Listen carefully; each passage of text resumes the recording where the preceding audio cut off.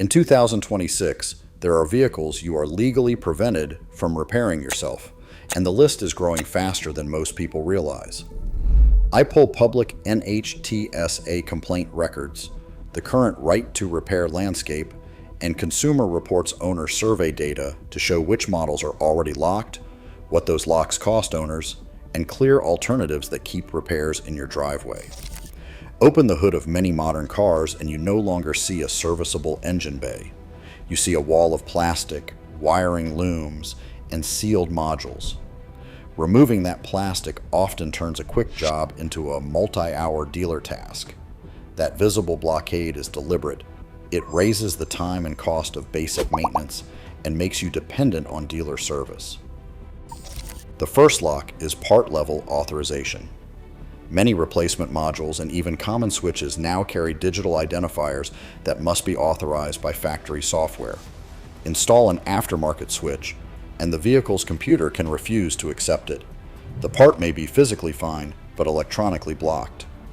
Public complaint records from the National Highway Traffic Safety Administration show an increasing number of owners who replaced perfectly serviceable parts only to find systems disabled until the dealer reauthorized the module.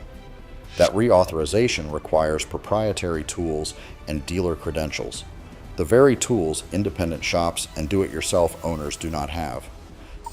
The second lock is at the diagnostic interface. The OBD2 port used to let any mechanic read codes and reset systems. Now some brands restrict functionality behind encrypted interfaces or time-limited authentication. Independent scanners and off-the-shelf tools can no longer perform all diagnostic functions because manufacturers hold the keys. Right to repair efforts exist because of this problem. Lawmakers and advocates are pushing for access to service information and diagnostic tools precisely because owners are being forced back to dealership networks for basic code clears and software updates. The third lock is the subscription model. Features that used to come with the hardware are now tied to cloud services and monthly fees. Heated seats, remote start, navigation, and advanced driver aids can be switched on or off at the manufacturer's discretion. If a subscription lapses, functions stop working. In some cases, losing that cloud connection can impair diagnostics or disable integrated systems. Consumer Reports and owner surveys show growing frustration with lost features and surprise fees. This erosion of ownership is more than annoying. It affects resale value and long-term ownership cost. When independent repair options are limited and ownership requires proprietary services, market demand falls. Used car market analyses and depreciation studies show a measurable penalty for vehicles that lock repairs behind subscriptions or proprietary software. Buyers pay less for cars they cannot confidently service themselves. NHTSA complaint volumes and Consumer Reports owner feedback point the same way. Locked vehicles face higher ownership costs and accelerated depreciation compared with comparable, serviceable models. This is not theoretical. Farmers were an early warning.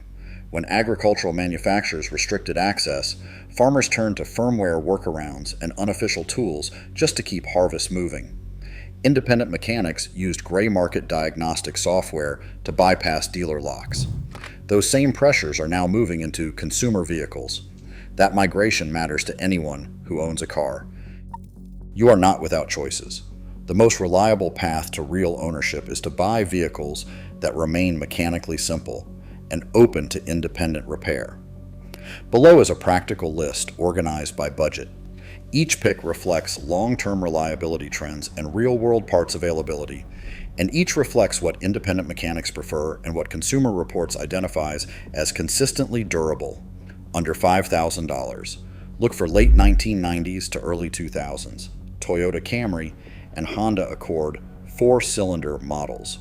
These engines are robust, parts are everywhere, and they are straightforward to service. They consistently rank high in long-term reliability surveys. Ford Crown Victoria and Mercury Grand Marquis from the same era were built for fleet work. They are mechanically simple, and they have plentiful, cheap parts that make them ideal for do-it-yourself maintenance. From $5,000 to $15,000. Before 2007, General Motors half-ton trucks with the 5.3-liter Vortec V8 are solid buys if you avoid model years that introduced active cylinder deactivation systems. These pre-deactivation trucks are easier to maintain, and local mechanics know them well. Early 2000 Toyota Tacoma and Nissan Frontier models offer durable drivetrains and more conservative electronics compared with modern rivals, and that keeps ownership and repairs straightforward. For budgets above $15,000, early 2000 Toyota Tundra and Toyota 4Runner 5.8 models employ conservative engineering with widely available parts and serviceable layouts that make them strong long-term buys for owners who want to do their own work. How to validate any car before you buy. Run a market search on iSeeCars or CarGurus to establish realistic price expectations and days on market. Query NHTSA for complaints by model and year, focusing on software, telematics, and module authorization entries. Read Consumer Reports long-term reliability summaries for the exact year. Ask local independent mechanics about parts availability and common failure points. Look for consistency across those three sources. When iSeeCars, NHTSA, and Consumer Reports tell the same story, your risk is clearer and negotiable. A practical inspection checklist for buyers. Check for a physical key and a mechanical ignition cylinder, as these increase independence and reduce software dependency. Verify that basic controls are analog switches or physical knobs rather than functions buried in an integrated infotainment module. Inspect the battery and the charging system for a traditional layout with accessible terminals rather than a complicated battery management system that requires dealer registration. Confirm the presence of a transmission dipstick or other visible service points. While not a guarantee of long life, accessible service points are a strong signal that the vehicle was designed with maintenance in mind. Ask the seller whether any modules have been replaced and whether dealer reauthorization was required.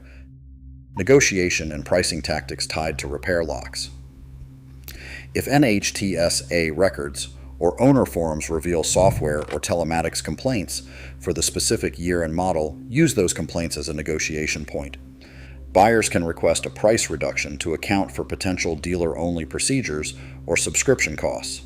If a vehicle requires manufacturer-only module pairing or dealer authorization for seemingly minor parts, that should reduce the fair market value in a private sale. Sellers who are unaware of these issues will often discount when presented with objective public records. Why the broader fight matters. Right to repair. Legislation aims to preserve an owner's ability to maintain and extend the useful life of what they purchased. That is not a boutique hobbyist argument. It is an economic and resilience issue. When owners cannot service their cars, repair costs rise, market mobility shrinks, and independent shops lose business. Legislative change and manufacturer transparency mean more competitive parts markets, lower ownership costs, and a better secondhand market. A note on repair workarounds and legality.